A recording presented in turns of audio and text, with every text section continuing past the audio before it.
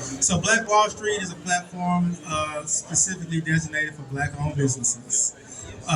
In the spirit of Tulsa, Oklahoma, back over 100 years ago, we all worked together and was able to circulate our dollar in the community.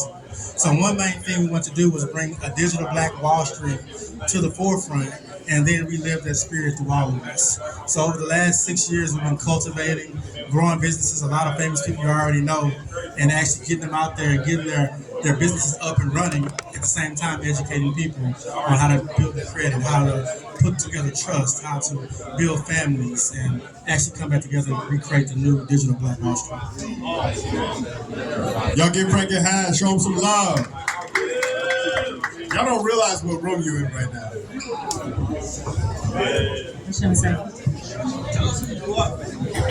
Okay, how you guys doing? Yeah. Can y'all hear me? To the left, can y'all hear me? Right here to the left. Okay, look. So my name is Benicia Paul Watson. I'm the owner of my own federally chartered bank. My bank is based right here in the state of Texas, but I serve nationwide. So the real Black Wall Street is definitely in the room.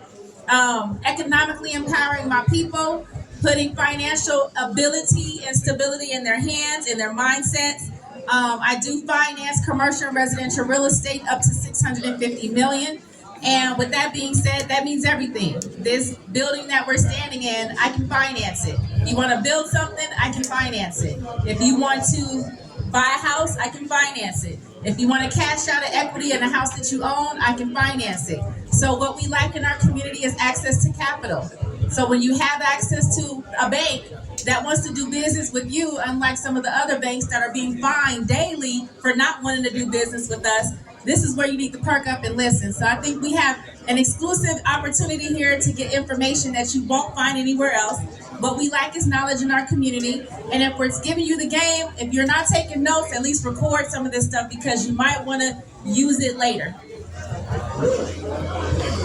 Y'all didn't hear what she just said. Financing. Did y'all hear Black-owned bank? Yeah, I heard that. Do you know? Give us a statistic. How many Black-owned banks are there right now?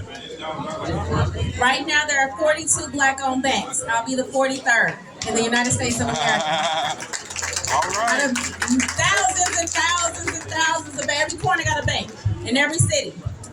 There's 42 that are Black-owned. So if I pull up in my military jacket and my baseball hat and my boots and I may not look the part, don't get it twisted. There's some money in the room. All right. Who's the DJ? Play that song, man. Jay. So we actually, they got the song.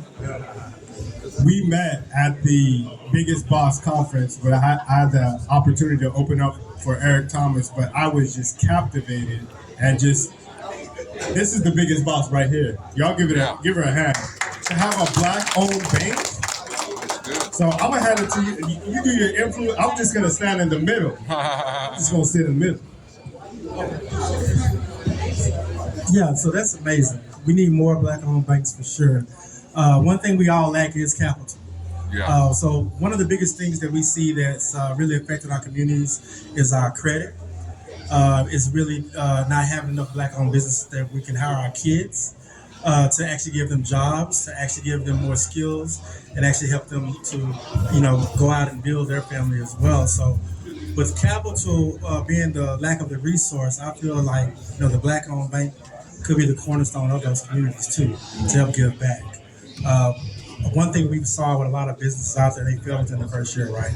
And it is because they don't have the means, they don't have the knowledge, and they do have the lack of capital as well. So one thing with Black Wall Street, we want to help get that knowledge out to the people. We want to share that knowledge. We want to make sure that everyone's, they have the ammunition to actually go out there and make a difference in their community. It may not happen this generation, but I think the strides and the ways we're going through right now, our kids and our grandkids, will help make the change we're looking for. So on this, I like to share my dreams with y'all, right? So one of the things, I feel like I'm playing with house money right now because people didn't think even this was possible, right? And we're here. Y'all saw yesterday, I got a billionaire mentor, right? I asked him to be my mentor and he said yes. I told him I was going to buy that $100 million building downtown, and he said yes.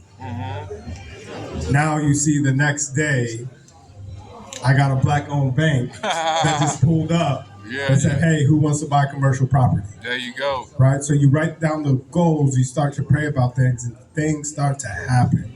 So let's talk about those that want to buy a commercial property, because I want to know for myself, a large commercial property, because we're always taught, think small. Even with this conference, it's like, hey, man, you're going to do all these events, you're going to have all these different influencers, government officials. Why not just do an influencer event? Why not just do a celebrity event? Why not just do one type of event and think smaller? But nah, how do we think big when it comes to big projects? First of all, we need to clearly just think. Okay, that's the first thing, because a lot of times we think we are not capable of achieving anything in the space of, oh, I want to buy a house. I could never buy a commercial property. You know what I mean? So yes, think big, but first just think. Put it in. Put the seed inside of you that says, yes, I can. What it takes to buy a commercial property, I'll tell you, it's three things. You're going to need debt to income ratio that's decent, at least 50% or less. You're going to need a down payment of 20 to 25%, and then you're going to need a LLC. And that's it. So half of the room probably qualifies just based on some of the stuff that I said. But it's not that hard to attain that stuff. Okay, where do you get the 20 to 25% if you don't have it? Have you ever heard of anything called syndicate? Syndication is when all of us get together, this space right here, there's how many of us? 40 of us, 45, 50 people standing here right now. If all 50 of us put in $500, $1,000, we can go to the Dominican and spend $2,000 a trip, do a girls trip or whatever people are doing, go golfing or whatever they say they do wherever they go. If you guys can put money together to go to Miami, you can put money together to buy a building. It's that simple. So if you own a property and you're sitting on it, I talked about that already. You have grandma's house, don't sell it. Pull some equity out of that property. Everybody that owns houses in the United States of America has saw that the equity has gone up. You're sitting on the golden ticket. When we say we don't have it, look around. Just tap into what your existing resources and pull together from the people that are like-minded. All of us are here for a reason. You're entertaining this conversation about 40 acres this weekend for a reason. Take that opportunity and network. We're standing in economic development right here. Everybody that came here has the ability to do something, whether it's 500, 50, whatever you want to do. Create a list. Don't just go to conferences and then just walk away. Network. That's how you build. That's how you attain things that you want to achieve, whether it's a primary residence, an investment house, or a commercial property. That's good. That's good. Y'all drop the mic for that. That's good. That's good. Syndicate. So many of you know, and we bring these people here and we just ask and say, hey, can you help me? Many a times as even African Americans or minorities as a whole, we're scared to ask for help. We're scared to ask somebody, hey, how did you do that? Can you mentor me? Can I pull up? Can I just be a volunteer? Things like that will get you wherever you want to go. You heard that. I heard Mr. Robertson. I had the honor to go to dinner with him, and he talked about how he didn't have the money to buy a $150 million news station, how to build a whole network, and just by having a vision and a plan, he did it, right? So that's something that many of you, as we come out of here, you'll get an email from me, and we're gonna do it. Say we gonna do it. I want y'all to say it and mean it. Say we gonna do it. We gonna do it. All right. Next, so in part of the reason